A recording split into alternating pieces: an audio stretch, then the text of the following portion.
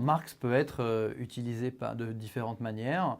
C'est vrai que la vocation de Marx à l'origine était d'analyser le capitalisme, de le comprendre, de le décrypter pour changer le monde. Et il a écrit Le Capital, mais il a écrit aussi avec son ami Friedrich Engels le manifeste du Parti communiste. Donc son objectif était à l'origine une société sans classe sociale, débarrassée de toute exploitation. Mais ce qui est vrai aussi, c'est que l'ampleur de son œuvre économique, notamment, a suscité un intérêt bien au-delà des rangs communistes, socialistes, marxistes. On a toute une tradition.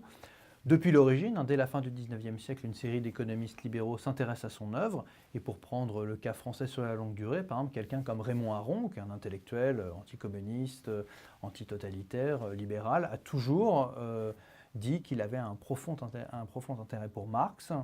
Il a enseigné les textes de Marx à la Sorbonne puis au Collège de France. Et il considérait que d'une certaine manière, il y avait des marxistes qui étaient dogmatiques, qui étaient déconnectés du texte de Marx et qu'il fallait se réapproprier Marx.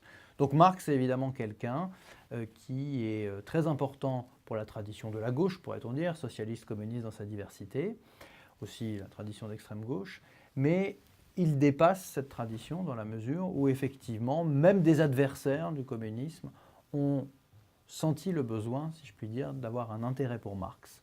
Parce que l'œuvre, notamment la façon dont il décrypte le capitalisme, leur paraissait avoir un intérêt propre et intrinsèque par rapport à d'autres auteurs. Typiquement, la dictature du prolétariat, c'est un concept qu'effectivement Marx a employé. Alors il n'a pas employé beaucoup, il l'a employé dans quelques textes, notamment dans un texte assez connu, qui est la critique du programme de Gotha, un texte qui ne sera pas publié de son vivant, mais enfin, tout de même il a employé les termes.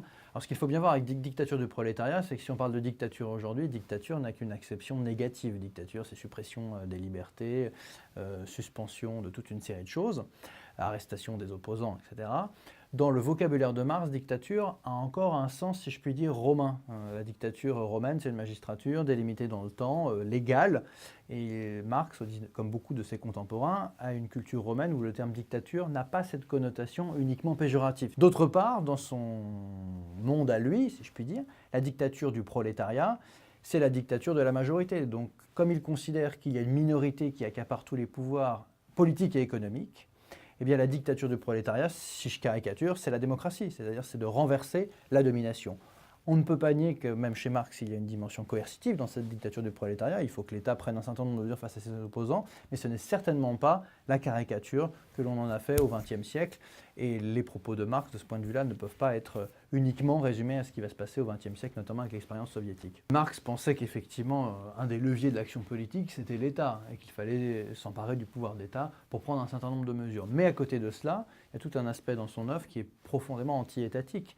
Lorsqu'il parle par exemple de la situation française, le début du règne de Napoléon III, donc en 1852, il dresse un tableau extrêmement sévère de la bureaucratie française telle qu'elle est née sous le régime de la monarchie absolue, telle qu'elle a été perpétuée par Napoléon et telle qu'elle existe encore sous ses yeux.